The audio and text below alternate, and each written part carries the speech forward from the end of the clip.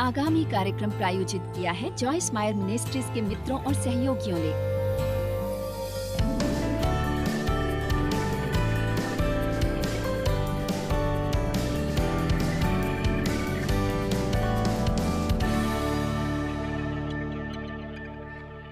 लुका 9:23। उसने सबसे कहा, उन सबसे कहा। इसलिए यदि आप सोच रहे हैं, मैं आशा कर रहा था कि ये आज किसी और चीज पर प्रचार करेगी। नहीं, ये संदेश हम सभी के लिए। यदि कोई मेरे पीछे आना चाहे तो आ सकता है। अपने को अस्वीकार करें, भुलाए अपने और अपने स्वार्थों पर से ध्यान हटाए, अपने को अर्पित करें। ये बहुत उत्साहजनक नहीं लगता है ना? सबसे पहले मैं स्पष्ट करना चाहूंगी,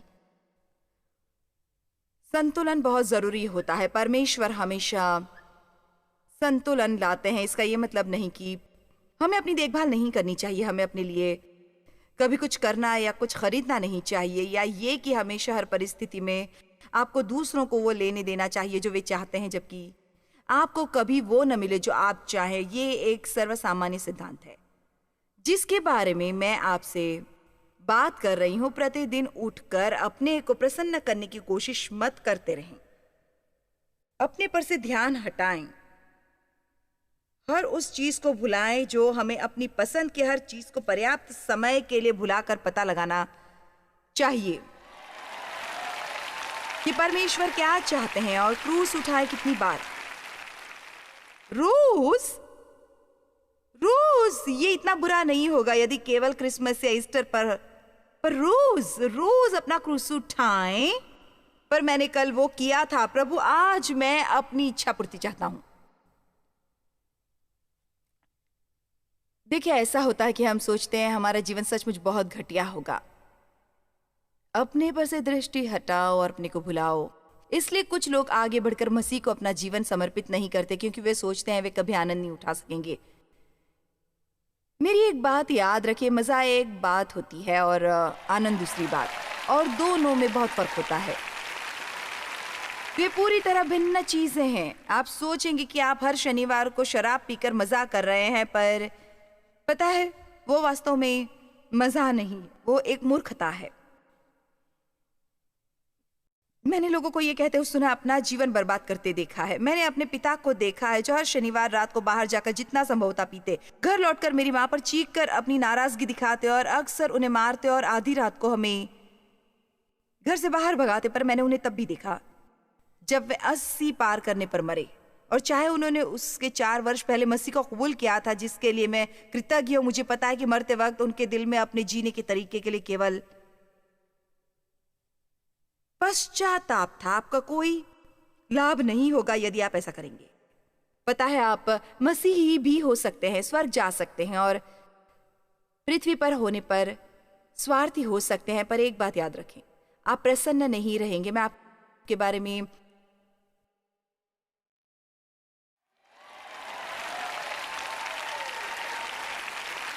नहीं जानती, पर मैंने 12 वर्ष पहले निर्णय ले लिया कि मैं जीवन का आनंद लूंगी। हमें एक बार जीवन मिलता है और मैंने पहले ही अपने जीवन के बहुत वर्ष बर्बाद किए थे। मेरी एक बात याद रखिए, मैं अपने जीवन का अधिकांश हिस्सा जी चुकी हूं। और यदि आप 30 या 20 के दशक में हैं, आपको ध्यान से सुनना चाहिए और होशियार बनना चाहिए।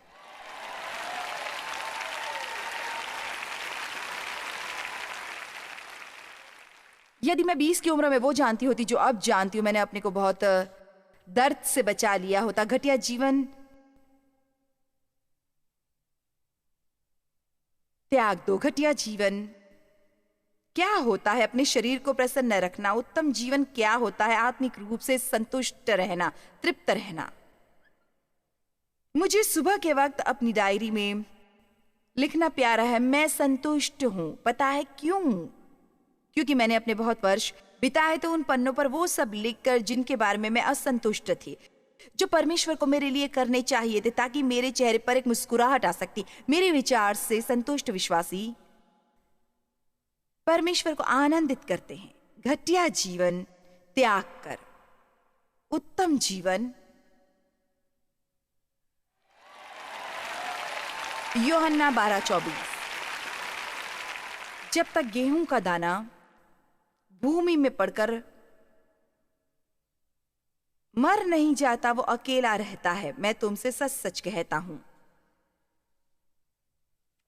जब तक गेहूं का दाना, जो कि वास्तव में हम हैं, भूमि में पड़कर मर नहीं जाता, वो अकेला रहता है, वो कभी बढ़ता नहीं है। मैं अपने जीवन का उदाहरण इस्तेमाल करूंगी सर्वसामान्य सिद्धांत के लिए, पर यह भी सभी के लिए काम करता है। परमेश्वर आपके साधारण व्यवहारिक रोजमर्रा जीवन में हर चीज इस्तेमाल करेंगे आपको एक आत्मिक सबक सिखाने के लिए, यदि आप उन्हें सिखाने देंगे। मैं बाइबल कॉलेज में जाने के योग्य नहीं थी जब परमेश्वर ने मुझे बुलाया था। मेरे पहले ही 3 बच्चे थे और एक पति था और घर की भी जिम्मेदारी थी। पर मैं एक बात बताना चाहूंगी, मैं पवित्र आत्मा के स्कूल में गई थी और मैंने हर परिस्थिति में परमेश्वर से सीखने का निर्णय लिया और मैंने सीखा। उनमें से प्रत्येक परिस्थिति में से जिनकी कहानी आपने सुनी है कि परमेश्वर कैसे मेरे साथ राशन का ठेला सही स्थान पर रखने के लिए निपटे, क्योंकि वे मुझे एक नैतिक मनुष्य बनाना चाहते थे। वे मुझे जीने का तरीका और लोगों से कैसे व्यवहार करना सिखा रहे थे जैसा मैं अपने साथ चाहती थी। मैं बाइबल कॉलेज जाकर किसी प्रोफेसर को नहीं सुन सकी थी, पर पंसारी की दुकान में मेरे साथ पवित्र आत्मा थे। मेरे विचार से कई तरीकों से ये कहीं बेहतर है।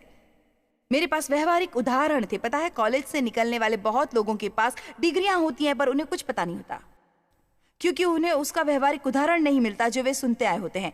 पर यदि आपको पवित्र आत्मा के स्कूल में जाना पड़े तो आपको हर दिन व्यवहारिक ज्ञान मिलता है। आपके जीवन का हर दिन परमेश्वर के साथ एक यात्रा होता है। आपको रोज उठकर कहना होता है, परमेश्वर मुझे आज सिखाइए, मैं जो भी करूं उसमें मुझे सिखाइए। यदि आप कुछ करना आरंभ करें और महसूस करें कि वो परमेश्वर को पसंद नहीं, तो पीछे हट जाइए, उन्हें अपने को कुछ सिखाने दे। अच्छा, मैं आपको कुछ बताती हूँ। सर्वसामान्य सिद्धांत है, क्योंकि मुझे पता है कि बहुत लोग ऐसा करते हैं कि उन सब वर्षों में मैं अपने तरीके चलने पर अड़ी रही और मैंने कभी वो सबक नहीं सीखा जो परमेश्वर चाहते थे कि मैं सीखूं। मैं कभी अपने को विनम्र करके उनके तरीके नहीं चल सकी थी। पर पता है, मैंने अभी भी गेहूं का एक दाना रहना था, जिसमें केवल रहना था किसी दयनीय स्थान पर जहां अंधियारा था। पर आप जानते हैं मुझे कैसा फल इस वक्त प्रसारित हो रहा है। इस प्रोग्राम को 53 भाषाओं में लाखों लोग सुन रहे होंगे। कृपया समझ लें कि मैं अपनी शेखी बगाड़ने की कोशिश नहीं कर रही। मैं ये समझाना चाहती हूँ कि यदि आप उत्तम जीवन चाहते हैं, आपको घटिया जीवन त्यागना होगा। आपको ये प्रतीक्षा नहीं करनी कि परमेश्वर आकर आपसे घटिया जीवन ले ले। आपको रोज कहना है, मैं केवल अपने जीवन जीने से इनकार करती हूँ। बेशक मैं अपना ख्याल रखूंगी और परमेश्वर, मैं जानती हूँ कि आप मेरा ख्याल रखेंगे। मैं आप पर मेरी देखभाल करने के लिए विश्वास कर रही हूँ। पता है मैं क्या कहूँगी? यदि आप परमेश्वर के काम करेंगे तो वे आपके काम करेंगे। क्या आपने सुना? यदि आप रोज उठकर अपनी पूरी योग्यता से परमेश्वर के काम, उनकी सेवा करेंगे, वे आपके कामों की देखभाल करेंगे। आपको अपना सारा समय दुष्ट आत्माओं से लड़ने नहीं देंगे, केवल प्रभु में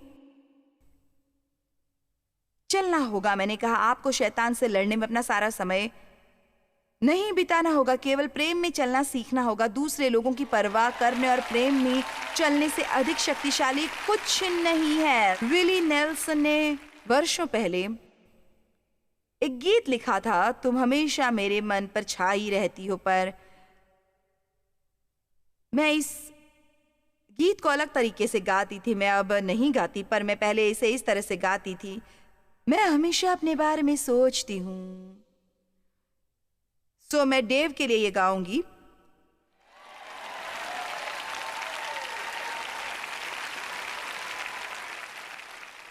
मैं बताना चाहूंगी कि डेव बहुत बुरे हैं। मैंने उन्हें मंच पर आने को कहा ताकि मैं उनके लिए गा सकती, पर वे नहीं आए, इसलिए मुझे अब ये 3 गीत। मैंने कहा, देखिए मैं यहाँ ऊपर वेदी पर इन लोगों की भलाई के लिए अपने जीवन का बलिदान कर रही हूँ, पर आप ऊपर आकर मेरा साथ नहीं दे रहे।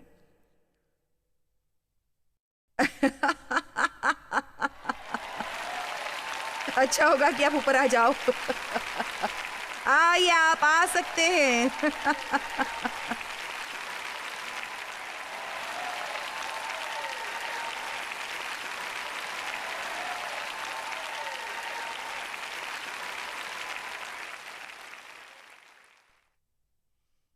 अच्छा होगा आप एक माइक्रोफोन ले लो, मुझे पता है आपको कोई टिप्पणी करनी होगी। मैंने अपने संदेश से अधिक मेहनत इस गीत पर की है।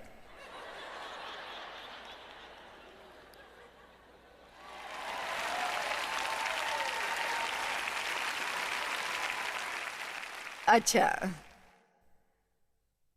शायद मैंने तुमसे उतना प्रेम नहीं किया था जितना करना चाहिए था। शायद मैंने तुमसे उतना अच्छा व्यवहार नहीं किया जितना मुझे करना चाहिए था। यदि मैंने तुम्हें अनुभव करवाया उत्तम से कम, मुझे माफ करना मेरे हमदम।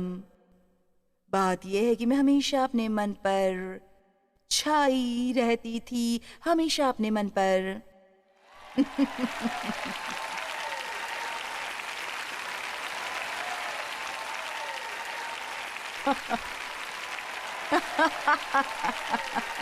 क्या अगला पद सुनना चाहेंगे?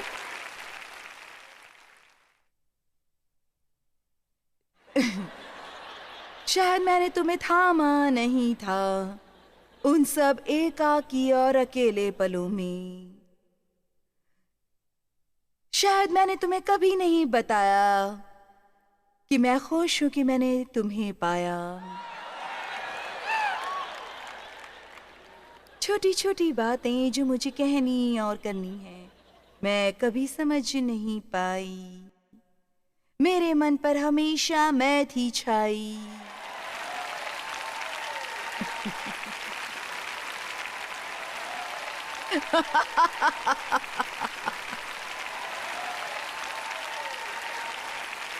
मैं भी तुम्हारे लिए कुछ गाना चाहता हूँ।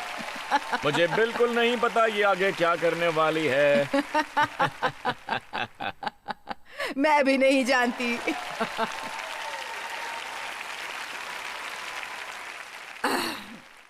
आशा करती हूँ मुझे विली नेल्सन से ऐसा पत्र न मिले। तुमने मेरे गीत का सत्यानाश कर दिया है। मेरा मतलब ये सच है, जब आप हर वक्त अपने बारे में सोचते हैं, आप उन अनुभव चीजों से वंचित रहते हैं जो आप कर सकते हैं। ऐसे बहुत से सुंदर काम हैं जो आप कर सकते हैं इस दुनिया को सुंदर बनाने के लिए, जो अब भद्दी बनती जा रही है। कोई हैरानी नहीं कि बाइबल के अनुसार हम नमक और प्रकाश हैं। कैसे रहेगा यदि हम उस दुनिया को थोड़ा बेहतर बनाएंगे जिसमें रहेंगे? कितने दुनिया को थोड़ा बेहतर बनाने के लिए समर्पण करेंगे उस दुनिया को जिसमें वे रहते हैं।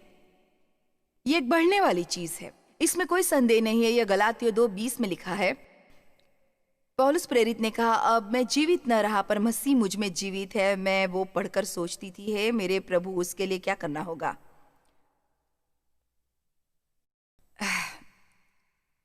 मैं उसके बाद बहुत प्रोत्साहित हुई जब मैंने जाना कि पौलुस ने अपने रूपांतरण के 20 वर्षों बाद ये कहा था। सो ये एक यात्रा है। अपने से क्रोधित मत होइए यदि आप हर दिन परिपूर्णता से काम न करें, परंतु अपनी पूरी कोशिश करें परमेश्वर की आज्ञाकारी करने की। स्वार्थ के कारण ही हम अवज्ञाकारी करते हैं। हम वो नहीं करना चाहते जो परमेश्वर हमसे चाहते हैं, क्योंकि हमारी इच्छा नहीं होती। स्वार्थ की शुरुआत कहां से हुई? लूसीफर ही वो पहला मनुष्य था। वैसे वो मनुष्य नहीं, वो एक दूत था जिसने स्वार्थ प्रदर्शित किया था। अब वो धरती पर घूमता है। बाइबल के अनुसार वो धरती पर इधर उधर घूमता है, किसी ऐसे को ढूंढता हुआ जिसे वो परेशान कर सके, कोई ऐसा जिस पर वो हमला कर सके। यशाया 14 की ओर चलते हैं। मुझे संदेह है कि मुझे गाने के लिए इनाम मिलेगा। कम से कम ये स्पष्ट है कि मैं सुबह बलिदान की वेदी पर थी। वचन 12, यशाया 14:12।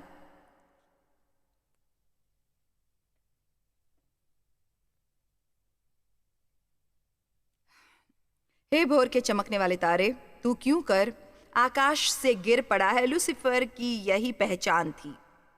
तू जो जाति जाति को हरा देता था, तो अब कैसे काट कर भूमि पर गिराया गया है। तू मन में कहता तो था कि मैं स्वर्ग पर चढ़ूंगा, मैं अपने सिंहासन को ईश्वर के तारांगण से अधिक ऊंचा करूंगा और उत्तर दिशा की छोर पर सभा के पर्वत पर विराजूंगा। मैं मेघों से भी ऊंचे ऊंचे स्थानों के ऊपर चढ़ूंगा। मैं परम प्रधान के तुल्य हो जाऊंगा, परंतु तू अधोलोक नरक में उस गड्ढे की तह पाताल तक उतारा जाएगा। शैतान ने अपने को ऊंचा किया। उसने कहा,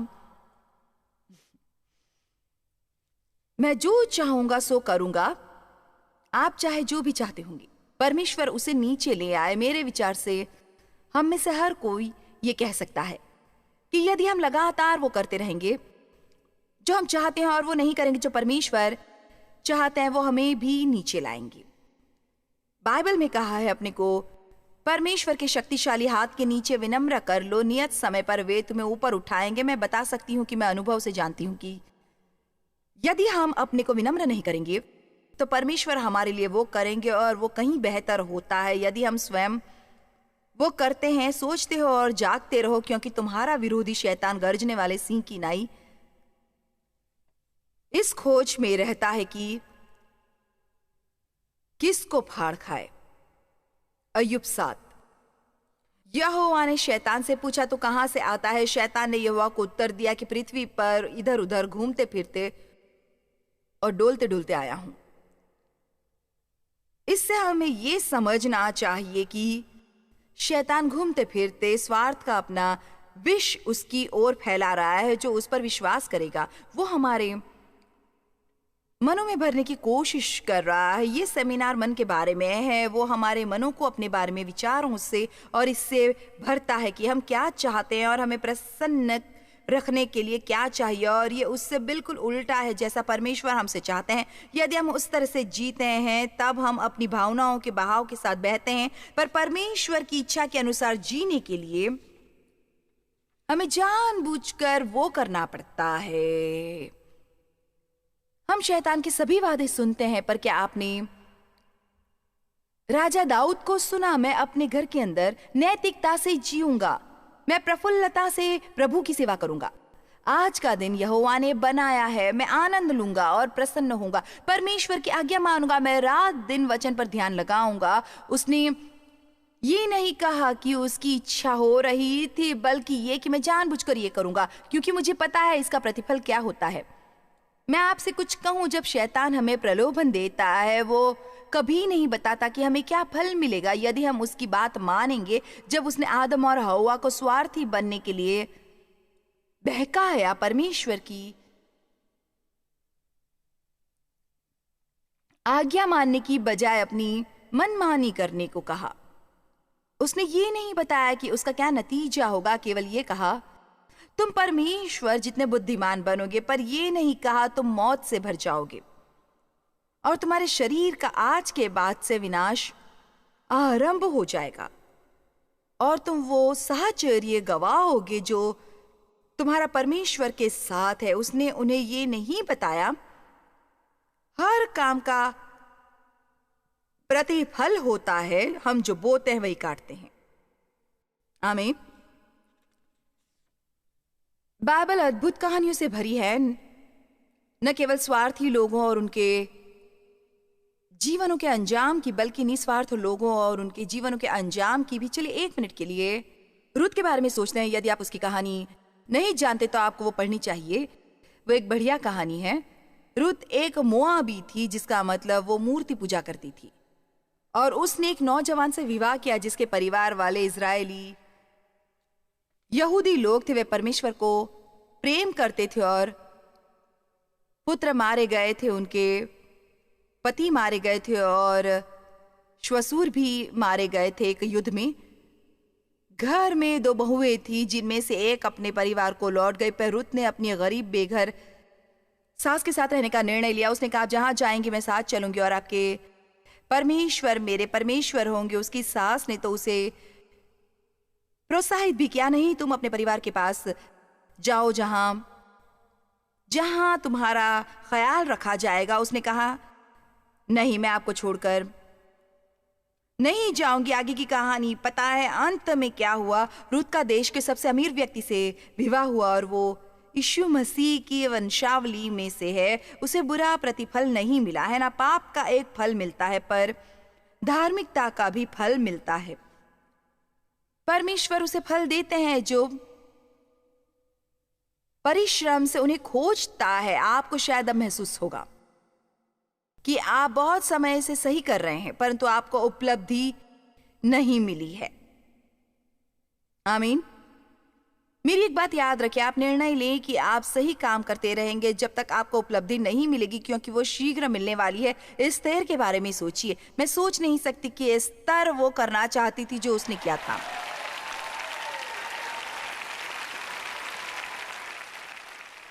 वो एक जवान लड़की थी जिसके, मुझे यकीन है, अपने जीवन के लिए सपने थे। उसके एक संबंधी ने आकर उसे ऐसा कुछ करने को कहा जिसमें वो आसानी से मर सकती थी, पर वो देश को बचाने का मौका था और इसलिए उसने अपना जीवन दांव पर लगाने का निर्णय लेकर वो काम किया। उसे भी अच्छा प्रतिफल मिला। एस्तर एक आम लड़की से रानी बन गई जिसके पास बहुत शक्ति और अधिकार थे। पर चलिए एक मिनट के लिए कैन और हाबिल के बारे में सोचे। कैन ने हाबिल को स्वार्थ के कारण मारा। वो उनके लिए, प्रभु के लिए चढ़ावा लाने का समय था और कैन एक चढ़ावा लेकर आया, ऐसा कुछ जो उसके लिए महत्वपूर्ण नहीं था। दूसरी ओर हाबिल अपनी भेड़ बकरियों का पहला फल लाया। उसके पहलोठे बच्चे देना कई प्रकार का होता है। कुछ आज्ञाकारी से देते हैं, कुछ नोट मोड़कर बाल्टी भर के देते हैं।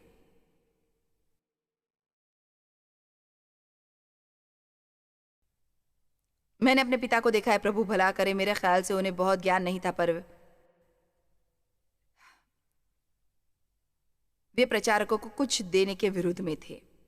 जब वे बड़े हो रहे थे, उनके पिता गिरजे को बहुत पैसे देते थे, जबकि उनके अपने बच्चे नंगे पांव घूमते थे। इसलिए उन्हें देने से बहुत चिढ़ थी और उनका मरने से 4 वर्ष पूर्व नया जन्म हुआ था, इसलिए उन्हें बहुत कुछ सीखने का मौका नहीं मिला। पर जब उन्होंने कभी कभार हमारे साथ गिरजे जाना आरंभ किया, जैसे वे क्रिसमस, ईस्टर इत्यादि पर गिरजे जाते थे, मेरा मतलब है वे बूढ़े थे और मुश्किल से चल सकते थे, सो मैं समझती थी कि वे हमेशा नहीं जा सकते थे। पर मैं उन्हें चढ़ावे के वक्त देखती थी, वे अपना पर्स निकालते थे और उसमें से $1 का नोट लेकर उसे अच्छी तरह से मोड़कर उसे टोकरी में डालते थे। मैं सोचती थी कि काश आप आज्ञाकारी से देने का मोल जानते और वहां कुछ न डालने की शर्मिंदगी से बचने के लिए थोड़ा सा न डालते। सो कैन ने थोड़ा चढ़ावा दिया था, पर हाबिल ने अपना उत्तम दिया। कैन को ईर्ष्या हुई। स्वार्थ के कारण वो सही नहीं करना चाहता था। उसे बहुत ईर्ष्या हुई और उसने अपने भाई का कत्ल कर दिया। पता है, हर एक व्यक्ति के बदले जो जेल में है और दोषी है, मुझे विश्वास है वहां कोई है जो निर्दोष है, पर हर व्यक्ति जो जेल में है और दोषी है, क्योंकि उनकी समस्या कहीं पर स्वार्थ से आरंभ हुई थी। वो चाहते थे जो पा नहीं सकते थे और उन्होंने गलत तरीके से वो पाने की कोशिश की। हमें समझना है कि स्वार्थ जीवन में हमारी समस्याओं की जड़ है और वो दंभ से उत्पन्न होता है। दंभ सभी पापों की जड़ है। मेरी मर्जी, मेरी मर्जी, मेरी मर्जी, मेरी मर्जी, मेरी मर्जी, मेरी मर्जी, मेरी मर्जी। पर पता है परमेश्वर हमसे क्या करवाना चाहते हैं? परमेश्वर चाहते हैं, वो हमें स्वतंत्र संकल्प शक्ति देते हैं, पर वे वो चाहते हैं कि हम अपनी संकल्प शक्ति को ले और उनकी ओर मुड़कर कहें, आपकी मर्जी। आप अपनी मनमानी करना जारी रख सकते हैं। मैं वर्षों तक वो करती रही। मैं आपको अपनी गवाही दे रही थी कि कभी काम नहीं किया। आप वो करना जारी रख सकते हैं यदि आप वो करना चाहते हो, पर वो काम नहीं करेगा। मैंने अपने को हर संभव तरीके से प्रसन्न करने की कोशिश की जैसे कोई कर सकता है और इसने काम नहीं किया। उनमें से बहुत सी चीजें प्राप्त करके भी जो मैंने प्रसन्न रहने के लिए जरूरी समझी थी, मुझे उन्हें पाकर प्रसन्नता नहीं हुई। पर मैं बता सकती हूं मैं आखिरकार कब प्रसन्न हुई, जब मैंने गाना बंद किया। मैं हमेशा अपने मन पर छाई रही। आमीन। हम अक्षरांश अपने विचारों द्वारा बंधन या समस्याओं से मुक्त हो सकते हैं, उस तरीके द्वारा सोचने या बोलना सीखकर जैसे परमेश्वर सोचते और बोलते हैं। परमेश्वर के वचन को अपने विचारों और बातों का मार्गदर्शन करने दें और अपने जीवन में आश्चर्यजनक बातें होते हुए देखें। इसलिए मैं चाहती हूँ आप देखते रहें। हम इस पैकेज के बारे में थोड़ी अधिक जानकारी देने वाले हैं और मैं चाहती हूँ आप अंतिम तक बने रहें। जॉयस मायर मिनिस्ट्रीज में आप हमारे लिए बहुत ही कीमती हैं, जितना कि आप जानते हैं। हम आपकी सराहना करते हैं और इस सेविकाई को दुनिया भर में संभव बनाने के लिए हम अपने दोस्तों और सहभागियों को धन्यवाद देते हैं। हम साथ मिलकर भूखों को खाना खिलाते हैं, गरीबों को कपड़े देते हैं और कई देशों में सुसमाचार बांटते हैं। अपना प्रार्थना निवेदन भेजने के लिए कृपया आज ही संपर्क कीजिए jmmindia.org पर। हमारे स्रोतों के बारे में और भी जानिए। जॉयस की सभाओं की सूची देखिए हमारे साथ सहभागी बनने के लिए, क्योंकि हम दुनिया भर में मसीह के प्रेम को बांटते हैं।